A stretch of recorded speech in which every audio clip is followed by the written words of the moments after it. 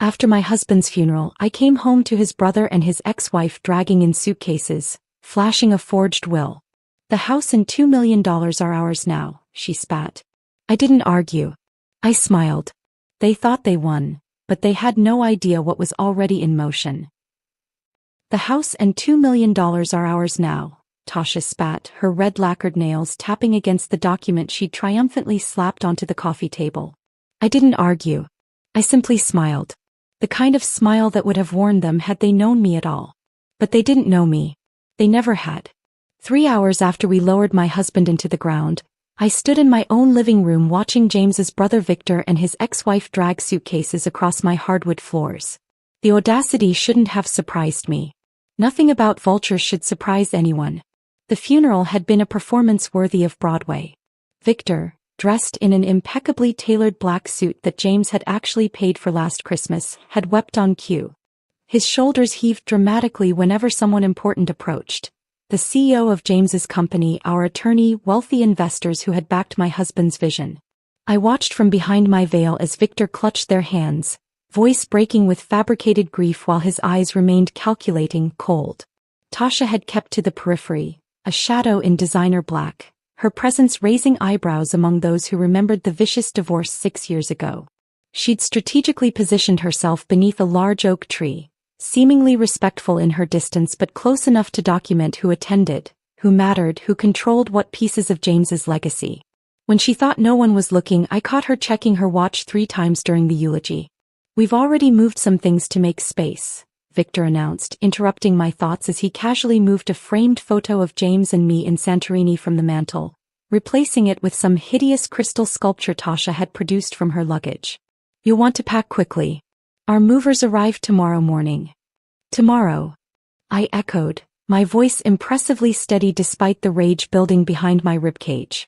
That's rather efficient. No point dragging this out, Tasha replied, already inspecting the kitchen cabinets. Is this real Wedgwood? I always told James he had surprisingly good taste for someone so focused on code and computers. I watched her fingers stroke the china James's grandmother had left him, pieces I had carefully unpacked and arranged when we first moved in.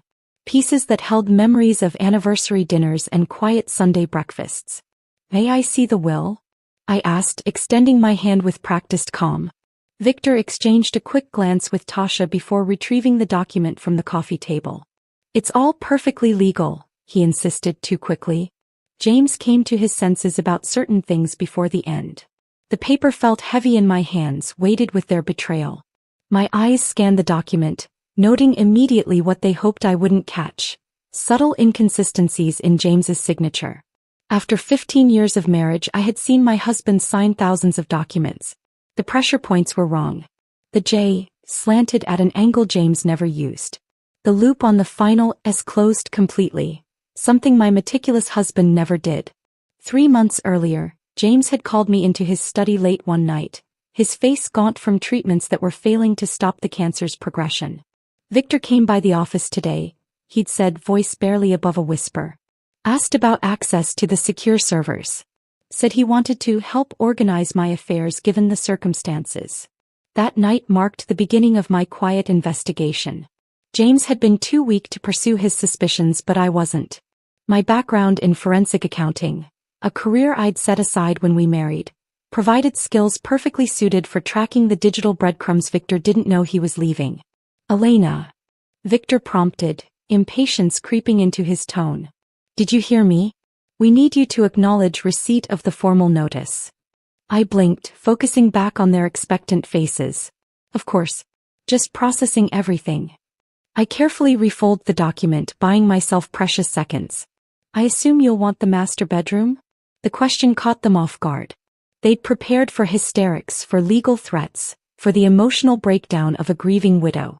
My acquiescence visibly unsettled them. Yes, Tasha answered cautiously. Though we might renovate.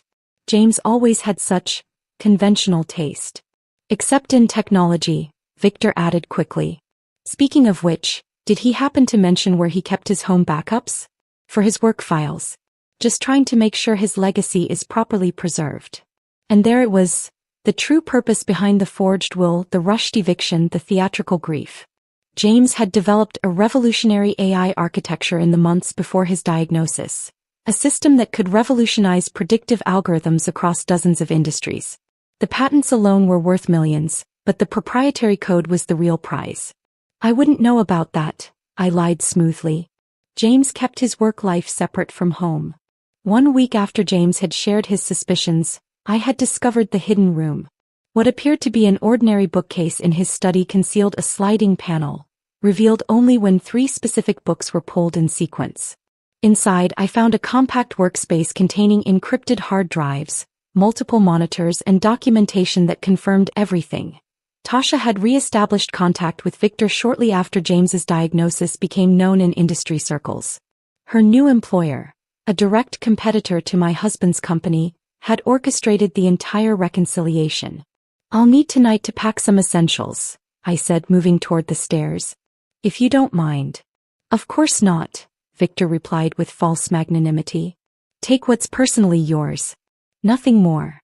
In our bedroom, soon to be their bedroom, I locked the door and moved efficiently, selecting only what I genuinely needed.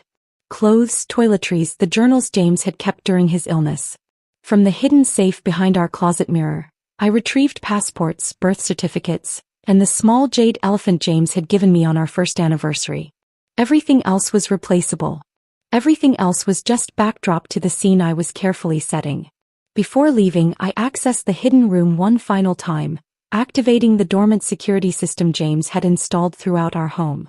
Every room began silent recording, creating backups to multiple secure servers. Within seconds, my phone received confirmation. Full surveillance was live and transmitting. Downstairs, Victor and Tasha had already opened a bottle of James's favorite whiskey, 60-year-old Macallan we'd been saving for his remission celebration. They didn't bother to hide their glasses as I descended with my single suitcase. "I'll be staying with Maggie for now," I announced calmly. "I should be fully moved out by tomorrow evening." Victor raised his glass in mock salute. "To smooth transitions and new beginnings," Tasha added with a predatory smile. I nodded, turning toward the door before allowing myself a final comment. James always said everything happens for a reason. I'm starting to believe he was right. Outside, the afternoon sun cast long shadows across the lawn as I loaded my suitcase into the car. From my phone, I could already see the live feed from the living room. Victor and Tasha clinking glasses, laughing, her hand sliding possessively over furniture that still held the imprint of my life with James. They thought they had won everything. They had no idea what was already in motion. Driving away from the house felt like leaving a piece of myself behind, but I knew better than to look back again. I kept my eyes focused on the road ahead, one hand on the steering wheel, the other clutching my phone as the live surveillance feed continued to stream. Tasha was already redecorating in her mind, pointing dramatically at walls and fixtures with disdain, while Victor nodded along, his attention clearly elsewhere. I arrived at Maggie's modest townhouse to find her waiting on the porch, arms crossed, fury evident in her stance. "Tell me you aren't actually letting those parasites take everything," she demanded as I stepped out of the car. "Not here," I whispered, embracing her tightly. "The walls have ears." 20 minutes later, we sat in her kitchen as I showed her the feed on my phone. Victor was now examining the bookshelf in James's study, running his fingers along the spines with growing impatience. "He knows something's there," I explained, sipping the strong coffee Maggie had prepared. "James mentioned the hidden room to him once when they were teenagers. He's been obsessed with finding it ever since." "Will he find it?" Maggie asked. I allowed myself a small smile. "Not without the correct sequence. And even if he stumbled upon it by sheer luck, he'd find nothing but empty drives now." On screen, Victor had abandoned the bookshelf and moved to the large painting that concealed James's wall safe. Unlike the hidden room, the safe wasn't particularly secretive. Most visitors assumed it contained valuables or important documents. Victor spun the dial with practiced precision. Clearly, he'd watched James open it before. "He knows the combination," Maggie noted with alarm. "James changed it 3 months ago," I replied calmly. "But I changed it again last week to the one code Victor would eventually try, James's birthday." The moment arrived faster than I anticipated. After several frustrated attempts, Victor's face brightened as the safe door swung open. His expression quickly soured as he reached inside to find only a single flash drive nestled in the otherwise empty compartment. He held it up triumphantly for Tasha, who had appeared in the doorway.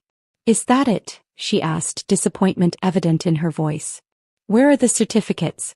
The backup drives? The prototype specifications?" "This has to be it," Victor insisted, pocketing the drive. "Let's check his laptop." I switched camera views on my phone, following them to the master bedroom where James's personal laptop remained on his desk. Victor connected the flash drive, fingers tapping impatiently as he waited for it to load. "What's on it?" Maggie whispered. "Nothing they can use," I replied. "But everything we need." The screen showed Victor's growing frustration as windows of encrypted code filled the monitor, each attempt to access files meeting security protocols that triggered additional encryption layers.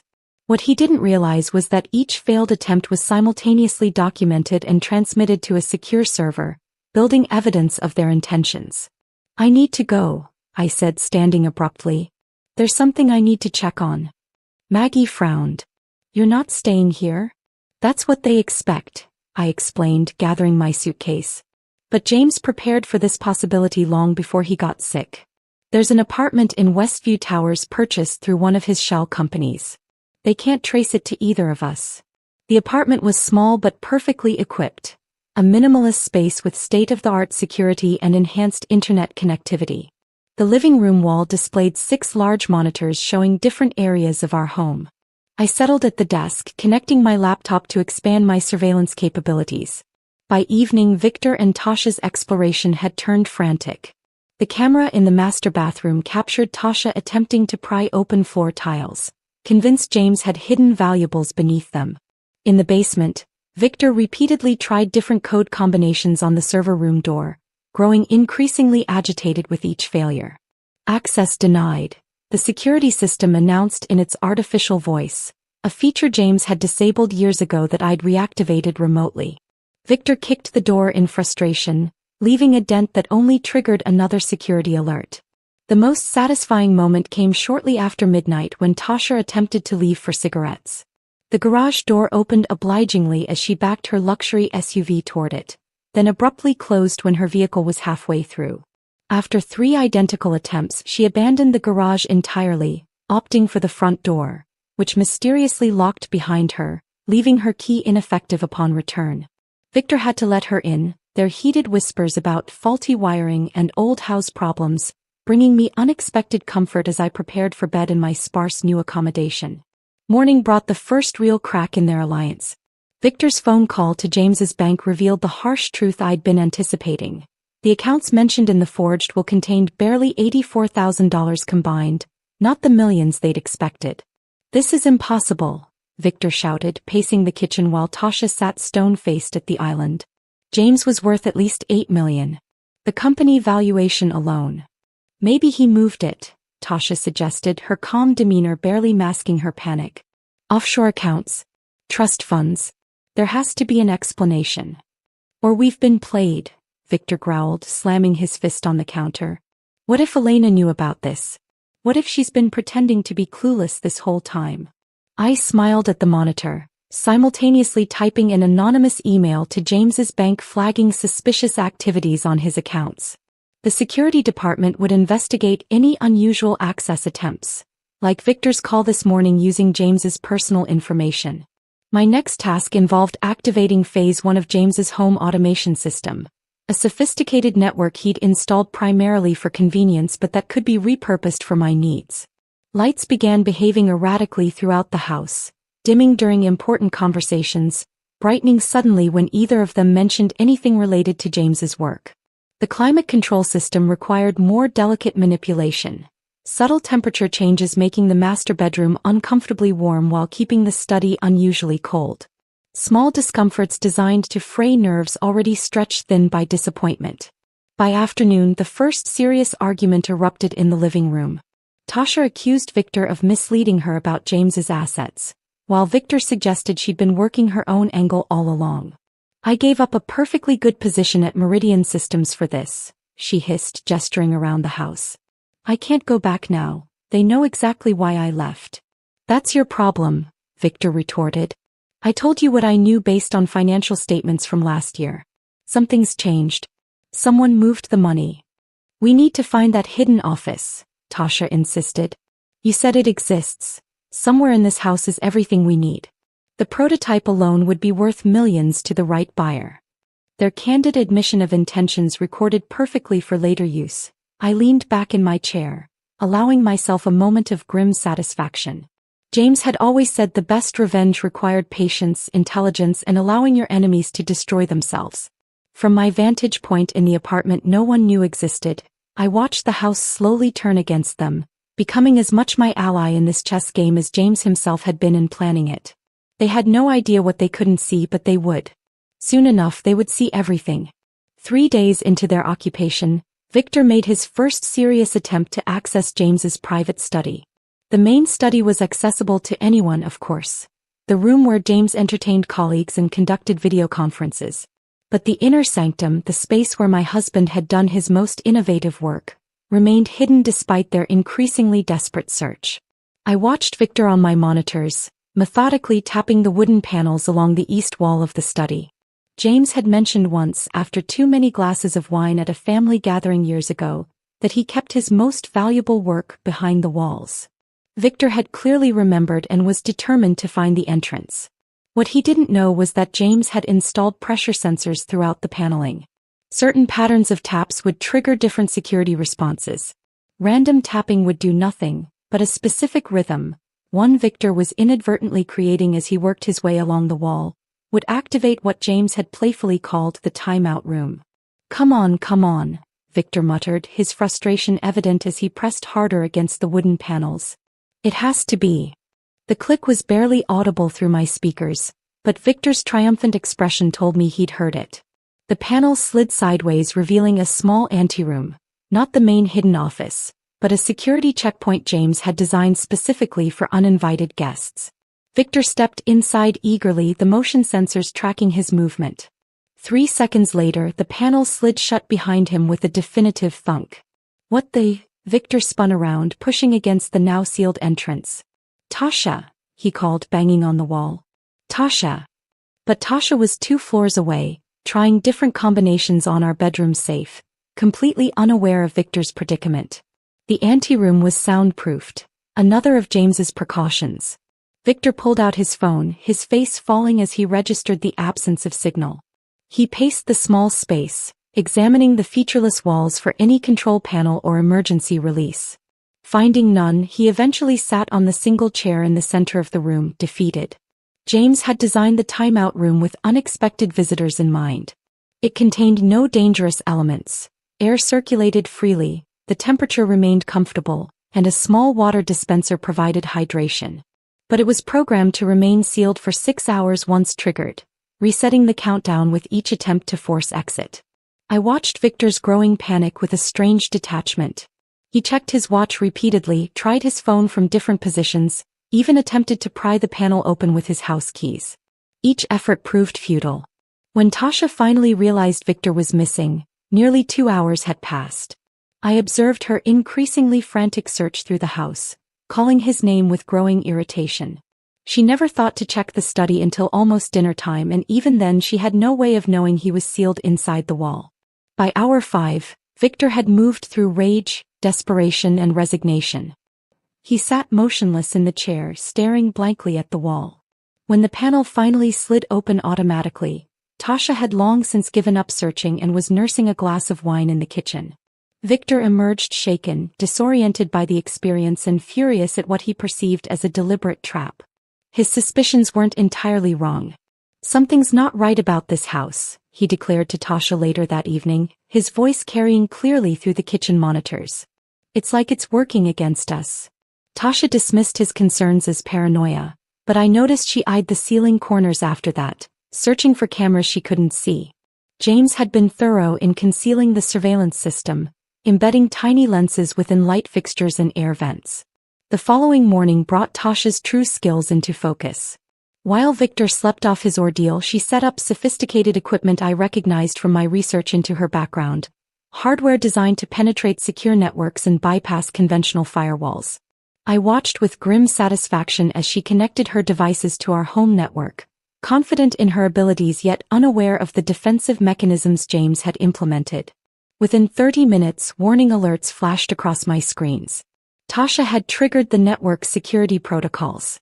The counterattack was silent but devastating. Rather than simply blocking her, James's system allowed limited access while corrupting her equipment with targeted malware. Each of her probing attempts was logged, documented, and traced back to her previous employer, building a comprehensive record of corporate espionage attempts. My phone chimed with messages from the automated security system, detailing each breach attempt and countermeasure deployed. I forwarded the most damning evidence to my private email, adding to the growing file against them. That night, I initiated the first real psychological offensive.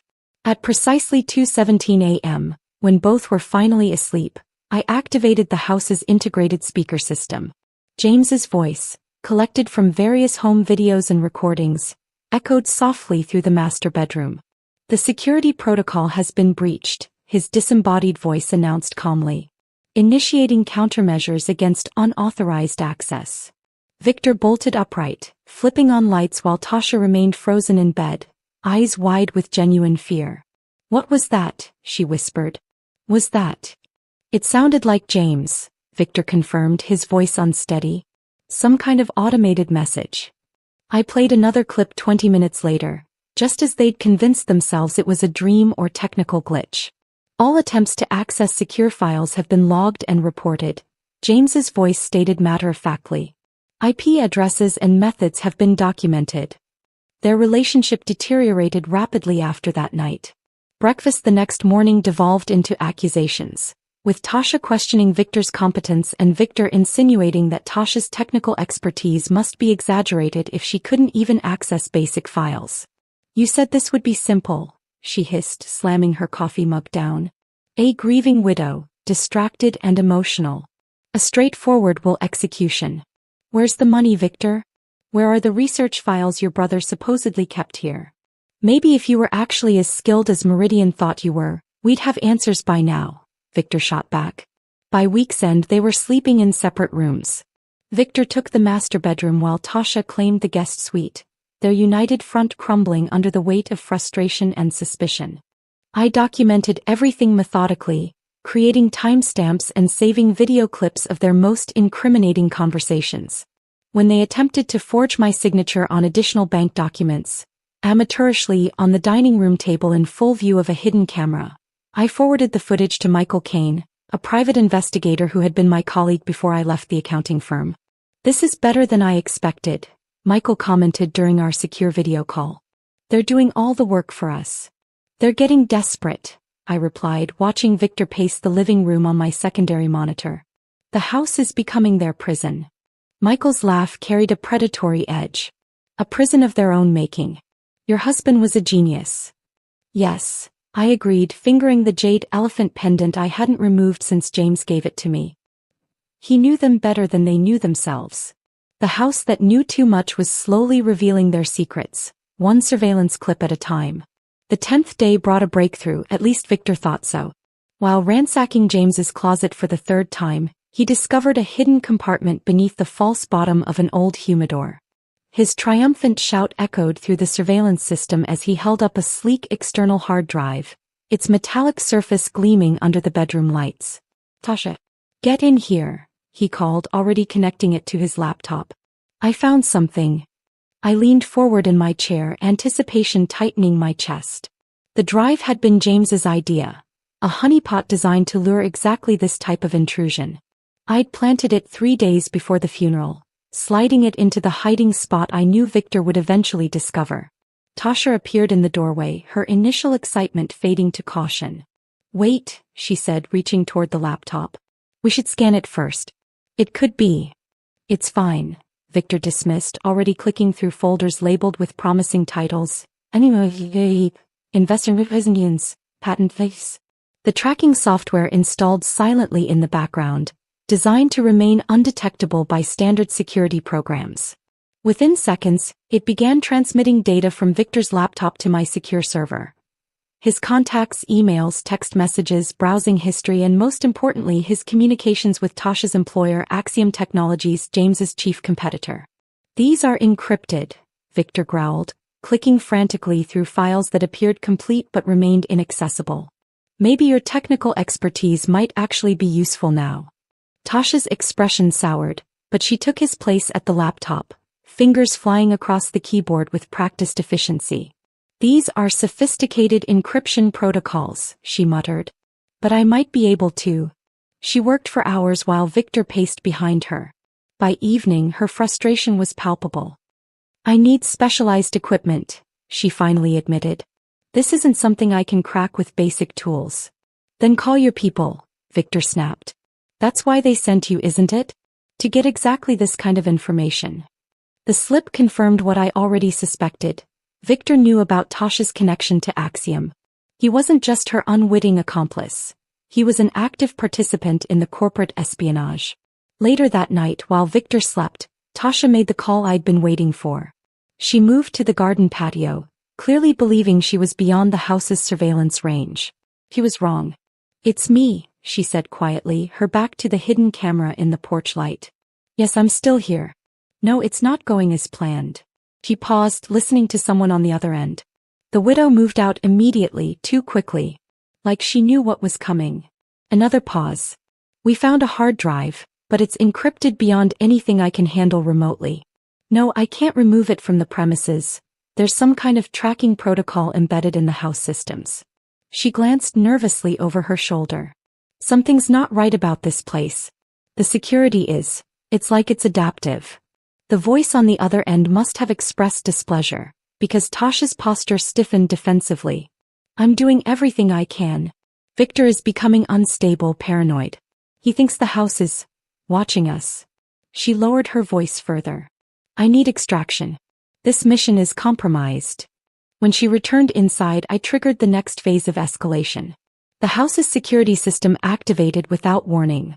Lights flashing, alarms blaring, every door and window in the south wing locking simultaneously. Tasha froze in the hallway, terror evident on her face as automated announcements echoed through the house. Security breach detected. Containment protocols engaged. Victor emerged from the bedroom wild-eyed and disheveled. What did you do? He shouted at Tasha over the alarms. Nothing. I was just outside getting some air. The system deactivated as abruptly as it had started, leaving them shaken in the sudden silence. Neither slept for the remainder of the night. The following morning, Victor announced his plan to generate cash by selling some of James's art collection. Specifically, 3 abstract paintings in the dining room that James had purchased as investments. These are worth at least $500,000 each, he told Tasha confidently. I've already contacted a buyer who doesn't ask questions. I watched him carefully remove the first painting, a large Rothko-inspired piece that James had particularly loved. Victor wrapped it carefully in blankets, oblivious to the fact that he was handling a replica. James and I had moved the originals to secure storage 2 months earlier, replacing them with sophisticated reproductions that would fool anyone but a professional appraiser. Victor's buyer arrived that afternoon, a nervous man in an ill-fitting suit who examined the painting with a loupe and ultraviolet light. His frown deepened with each test. This is a reproduction, he finally announced. A good one, but definitely not authentic. That's impossible, Victor insisted, unwrapping the second painting. My brother collected originals. He authenticated them himself. The buyer examined all 3 with the same result. Someone switched them, he concluded, packing his tools. Happens more often than you'd think. Rich guy dies, staff gets ideas. He shrugged apologetically. I can't make an offer on reproductions no matter how good they are. After he left, Victor's rage was spectacular. He tore through the house, checking every painting and valuable object, finding similar substitutions throughout. The Ming Dynasty vase in the foyer? Replica. The signed first edition books in the library? Clever forgeries with photocopied signatures. She did this, he seethed, pacing the living room while Tasha watched warily from the doorway. Elena knew we were coming. She prepared for this. How could she have known? Tasha asked carefully. Victor spun toward her, suspicion dawning in his eyes. Unless someone told her. Unless someone warned her about our plan. The accusation hung in the air between them. Don't be ridiculous, Tasha scoffed, but her eyes darted toward the stairs. toward her packed suitcase I had observed her preparing earlier. That night the house turned hostile in earnest. The temperature in Victor's bedroom rose to nearly 90 degrees while Tasha's plummeted to a frigid 55. The water pipes groaned ominously whenever either of them tried to shower. Lights flickered during conversations but stabilized when they fell silent. By morning, Tasha had made her decision. I watched her methodically collect her equipment, downloading what little data she had managed to extract from the household systems onto a portable drive. She placed a brief call to a burner phone, requesting extraction in coded language that my surveillance system flagged and decoded instantly. She waited until Victor left for a meeting with the attorney, another dead end I had arranged, before wheeling her suitcase to the front door. But I had anticipated this moment. As she reached for the handle, I activated the estate's complete lockdown protocol from my remote station. Metal shutters slid silently over every window. Reinforced bolts engaged in every external door. The house transformed from passive observer to active prison in less than 30 seconds. Tasha's confusion turned to panic as she tried door after door, finding each one immovable. She ran to the garage, hitting the emergency release for the main door, only to discover that it too had been overridden. She was still frantically searching for an exit when Victor's car pulled into the driveway. Through the security camera, I watched him stare in confusion at the house's transformed exterior, the metal shutters, the reinforced entry points. When he finally gained entry through the one door I deliberately left accessible, he found Tasha surrounded by her packed bags and technical equipment in the foyer. "Going somewhere?" he asked, his voice dangerously soft as he took in the portable drive in her hand and the Axiom Technologies badge she had foolishly left visible in her open purse. The walls had finally closed in. Tasha's hand froze on the portable drive as Victor stepped fully into the foyer, his shadow stretching across the marble tiles between them. "I can explain," she stammered, her usual composure shattering under his murderous glare. "Axiom Technologies," Victor said slowly, picking up the badge from her purse. "Were you working for them the entire time? Even during your marriage to James?" I watched their confrontation unfold across my monitors, the camera angles capturing every nuance of their breakdown. The perfect moment had arrived. I closed my laptop, gathered the extensive files I'd compiled and texted Michael, "It's time." 20 minutes later, I sat in the back of a sleek town car heading toward the house, flanked by Margaret Winters, James's longtime attorney, and Philip Rowland, the executor of the actual will. In my lap rested a leather portfolio containing everything needed to end this game permanently. "Are you certain you want to do this in person?" Margaret asked, her silver hair catching the afternoon light. "We could send the security team first." "No," I replied firmly. "I want to see their faces." When our car pulled into the driveway, Victor and Tasha were still locked in heated confrontation, their argument having escalated throughout the house. The security cameras showed them in the kitchen now, Victor backing Tasha against the refrigerator, her technical equipment scattered across the counter between them. I deactivated the lockdown protocol with a few taps on my phone, allowing the front door to unlock with an audible click that carried through the speakers. The sound stopped their argument instantly, both heads turning toward the entryway. "Someone's here," Tasha whispered, fear evident in her voice. I stepped across the threshold of my home for the first time in 2 weeks, the familiar scent of lemon polish and James's favorite sandalwood incense still lingering despite their occupation. Margaret and Philip followed, their formal attire and stern expressions adding gravitas to our entrance. "Hello, Victor," I called, my voice echoing through the foyer.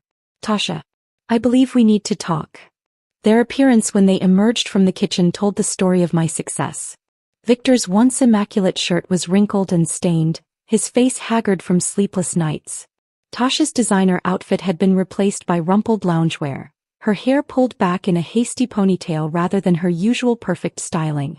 "What are you doing here?" Victor demanded, attempting to regain control despite his obvious discomfort. "This is our house now." "Is it?"